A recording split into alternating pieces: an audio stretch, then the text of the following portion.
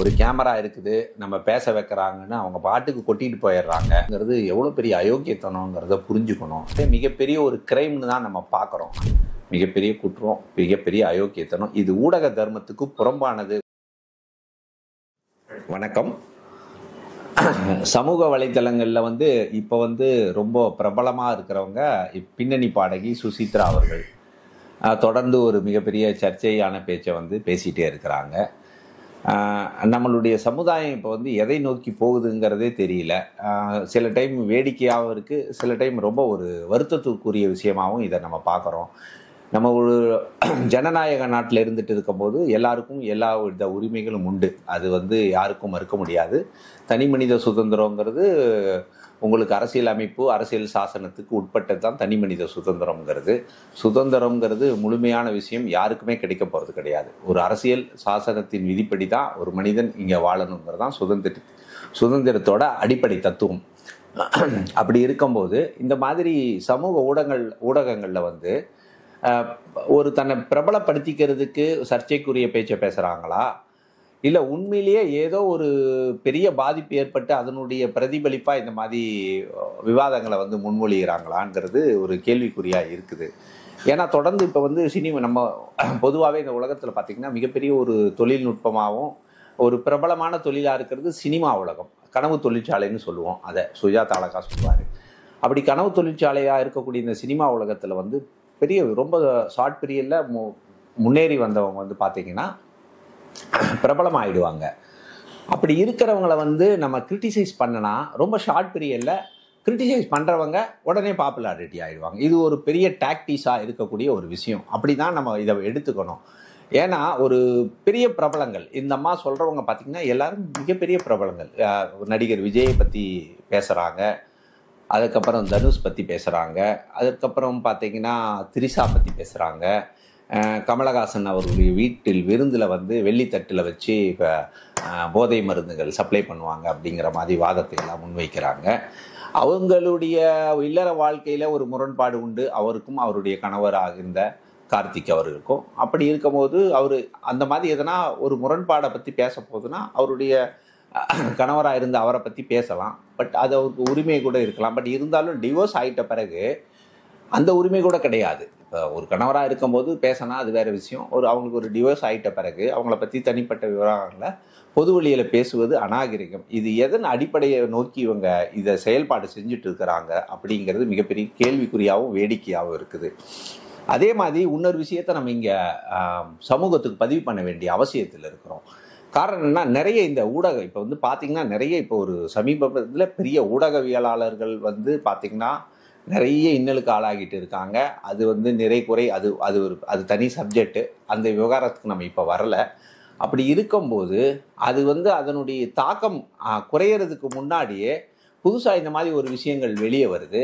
இதை என்கரேஜ் பண்ண ஊடகவியலாளர்கள் அவங்கள கேள்வி கேட்குறதும் அவங்கக்கிட்ட அவங்களுடைய தனிப்பட்ட இல்லற வாழ்க்கைகளை தெரிஞ்சிக்க ஆசைப்படுறதும் அதை சமூகத்துக்கு தெரியப்படுத்துறதும், அதாவது மக்களுக்கு பரவலாக தெரியப்படுத்துறதும், இது எதை நோக்கிய பார்வை என்பது நமக்கு புரியலை. இது நம்மளுடைய கண்ணோட்டத்தில் மிகப்பெரிய ஒரு கீழ்த்தரமான ஒரு இழிவான செயலாக தான் பார்க்க வேண்டியதாக இருக்குது. ஏன்னா இந்த மாதிரி ஊடகங்கள் இப்போ ஒரு காலத்தில் மீடியாங்கிறது பார்த்திங்கன்னா அவ்வளோ சீக்கிரம் யாரும் உள்ளே போய் உட்காந்து பேசிட முடியாது. உங்களுக்கு தூர்தர்ஷன் வந்துச்சு, அப்புறம் பெரிய பெரிய சேனல்ஸ், சேட்டலைட் சேனல் வந்தது. அப்போல்லாம் ஒரு ஊடகவியலாளர்கள் பேசணும் அப்படின்னா அவங்களுக்கு மிகப்பெரிய தரம் இருந்துச்சு. பெரிய குவாலிட்டியான பர்சன்ஸ் தான் தேர்ந்தெடுப்பாங்க. அவங்கள ஒரு பார்த்திங்கனாலே அவங்க ஒரு பெரிய ஜாம்பவானாக இருந்தாங்க. நம்மளாம் ரவி பெர்னாண்டஸ் எல்லாம் பார்த்து பெரிய பெரிய ஆட்களெல்லாம் இருந்தாங்க. அவங்களுடைய பேச்சு வன்மையும் அந்த செயல்பாடும் மிகப்பெரிய நாகரிகமாக இருக்கும். ஆனால் இன்றைக்கி இந்த டிஜிட்டல் மீடியாங்கிற ஒரு ரொம்ப ஈஸி ஆக்சஸ் ஆகிட்டு, ஸோ இந்த மாதிரி ஒரு முரண்பாடான விஷயங்களில் சமூக வலைத்தளங்களில் இப்படி பரப்புறதுங்கிறது எந்த அளவுக்கு இது ஒரு பெரிய ஒரு இழிவான செயலாகவும் கீழ்த்தரமான செயலாகவும் நம்மளுடைய பார்வையில் பார்க்க வேண்டியதாக இருக்குது. ஒரு ஒரு நாகரிக வளர்ச்சியும் டெக்னாலஜி வளர்ச்சியும் நீங்கள் வந்து எதற்கு பயன்படுத்த வேண்டும் அப்படின்னா, அது சமூகத்துக்கு பிரயோஜனமாகவும் பயன்பாடாக இருக்கணும். வளர்கிற தலைமுறைகள், அதாவது இளைய தலைமுறைகளுக்கு அது மிகப்பெரிய ஒரு அவங்க வந்து முன்னேறி வர்றதுக்கான ஒரு ஆக்சஸாக இருக்கணுங்கிறது தான் வந்து ஒரு பத்திரிகையாளனாக இருக்கக்கூடிய நம்ம சொல்ல வேண்டிய கடமையில் இருக்கிறோம். ஆனால் இந்த மாதிரி ஒரு டெக்னாலஜியை பயன்படுத்தி நம்ம கொடுக்கக்கூடிய மெசேஜ் எல்லாமே நம்முடைய வாழ்வியல் எந்த விதத்தும் ஒரு மனித வாழ்வியலுக்கு பிரயோஜனப்படாத ஒரு விஷயமாக தான் நம்ம பார்க்கணும். அது வந்து இதை தவிர்க்கணும். அதாவது பேட்டி கொடுக்குறவங்கள விட பேட்டி எடுக்கிறவங்க முதல்ல யாரை எடுக்கணுங்கிறத முதல்ல நிர்ணயம் பண்ணிக்கணும். அவங்க பேசக்கூடிய விஷயங்கள் என்ன அப்படிங்கிறத முதல்ல ஆய்வு செய்யணும். அந்த விஷயங்களை முதல்ல வெளித்தளங்களில் எடுத்துகிட்டு வர்றது சரியா தப்பாங்கிறத அனலைஸ் பண்ணணும். அப்படி பண்ணாமல் நம்மளுடைய ஒரு டிஆர்பி ரேட்னு சொல்லக்கூடிய அதே மாதிரி வியூவர்ஸ், அப்போ டிஆர்பி ரேட் இப்போ இந்த மாதிரி யூடியூப்பில் வியூவர்ஸ் வருவாங்க அப்படிங்கிறதுனால அதில் வந்து கிடைக்கக்கூடிய பலன் மானிட்டரி கெயினுக்காக ஒரு சீப்பஸ்ட்டு மென்டாலிட்டியோட பேட்டி எடுக்கிறதும், பேட்டி கொடுக்குறவங்கள மோட்டிவேட் பண்ணி ஏதோ ஒன்று அவங்களுடைய பர்சனல் லைஃப்பை பற்றி கிண்டி கிளறி எடுத்துகிட்டு வர்றதும் மிகப்பெரிய குற்றம். இது வந்து அரசு வந்து இதெல்லாம் வந்து கூர்ந்து கவனிக்கணும், இதெல்லாம் தடை பண்ணணும். ஏன்னா நம்ம நிறைய பேர் சொல்ல விரும்பலை. ஒரு சில யூடியூபர்ஸ் எல்லாம் பார்த்தீங்கன்னா எவ்வளோக்கு எவ்வளோ யாரை கேவலமாக, எல்லை மீறிய கேவலமாக ஒவ்வொருத்தரை பற்றி கிரிட்டிசைஸ் பண்ணிக்கிட்டே தான் இருக்கிறாங்க. இந்த காணொலி மூலம் நம்ம வந்து இந்த சமூக ஊடகங்களுக்கும் எல்லாத்துக்கும் நம்ம சொல்ல வேண்டிய ஒரு தார்மீக கடமையில் இருக்கிறோம். என்ன சொல்லணும் அப்படின்னா, பேசுபவர்களை விட பேச வைப்பவர்கள் மிக நாகரிகமாக இருக்க வேண்டும் என்பது தான். ஏன்னா பேசுகிறவங்க நிறைய பேர், நம்ம பேசுகிறவங்கள ரொம்ப தப்புன்னு சொல்ல முடியாது. அவங்க ஏதோ ஒரு உள்ள குமரலை, ஒரு கேமரா இருக்குது, நம்ம பேச வைக்கிறாங்கன்னு அவங்க பாட்டுக்கு கொட்டிட்டு போயிடுறாங்க. அதை அப்படியே நீங்கள் வந்து பொது வழித்தளத்தில் போடுறதுங்கிறது எவ்வளோ பெரிய அயோக்கியத்தனங்கிறத புரிஞ்சுக்கணும். ஏன்னா அது வந்து அவ்வளோ நல்லது கிடையாது. ஏன்னா ஒரு எமோஷ்னல் டாக் கூட, இப்போ இந்த சுசித்ராமா பேசுகிறாங்க அப்படின்னா, அந்த பாடகி சுசித்ராமா, அவங்களுக்கு ஏதாவது மன அழுத்தம் இருக்கும், அவங்க கணவன் விட்டு பிரிஞ்சிருக்காங்க, எவ்வளோ இருக்கலாம். அவங்கள ஒரு தனிமைப்படுத்தி அவங்கள நம்ம பேச வச்சு மோட்டிவேட் பண்ணுறதே மிகப்பெரிய ஒரு கிரைம்னு தான் நம்ம பார்க்குறோம். அந்த மாதிரி ஒரு மன அழுத்தத்தில் இருக்கிறவங்களையோ தேவையில்லாத வந்து பொது வழியில் பேச வச்சு அவங்ககிட்ட பேச்சை பிடுங்கி அதை வியாபாரமாக்கணுங்கிற உள்நோக்கத்தோட செயல்படுறது மிகப்பெரிய குற்றம், மிகப்பெரிய அயோக்கியத்தனம். இது ஊடக தர்மத்துக்கு புறம்பானது. ஒரு பத்திரிகையாளனாக இருந்து சொல்ல வேண்டிய கடமையில் இருக்கிறோம்.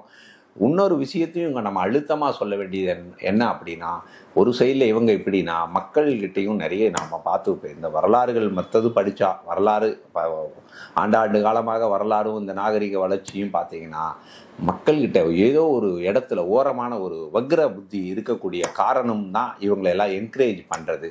அதையெல்லாம் கலைச்சி நம்ம சமூகத்துக்கு என்ன செய்யணும், நம்ம எப்படி முன்னேறணும், நம்ம குழந்தை குட்டிகளை நம்ம எப்படி பார்க்கணும், அவங்கள எப்படி எடுத்துகிட்டு போகணும், வாழ்க்கையில் ஒரு மிகப்பெரிய அந்தஸ்துக்கு எடுத்துகிட்டு போகணுங்கிற எண்ணத்தோட நல்ல விஷயங்களை காணொலி மூலம் பாருங்கள். குழந்தைகளை பார்க்க வைங்க. உலகத்தில் மிக அற்புதமான கண்ட்ரிஸ் எல்லாம் இருக்குது. இந்தியா பெரிய வல்லரசு நாடு ஆகணும், அதற்கான மிகப்பெரிய எல்லாரும் பாடுபட்டு இருக்கிறாங்க. எந்த அரசியலமைப்பாக இருந்தாலும் ஒரு இந்தியா மிகப்பெரிய வல்லரசு நாடாகணுங்கிற ஒரு எண்ணத்தில் வந்து பாடுபட்டு இருக்கக்கூடிய இந்த சூழ்நிலையில் வந்து நீங்கள் இளைய தலைமுறையை காப்பாற்றணும். இந்த மாதிரி ஒரு கீழ்த்தனமான ஒரு சீப்பஸ்ட் மென்டாலிட்டியாக இருக்கக்கூடிய ஒரு இந்த காணொலிகளை தவிர்த்துட்டு ஆரோக்கியமான விஷயங்களை பாருங்கிறது நம்மளுடைய அன்பு விண்ணப்பம். நன்றி, வணக்கம்.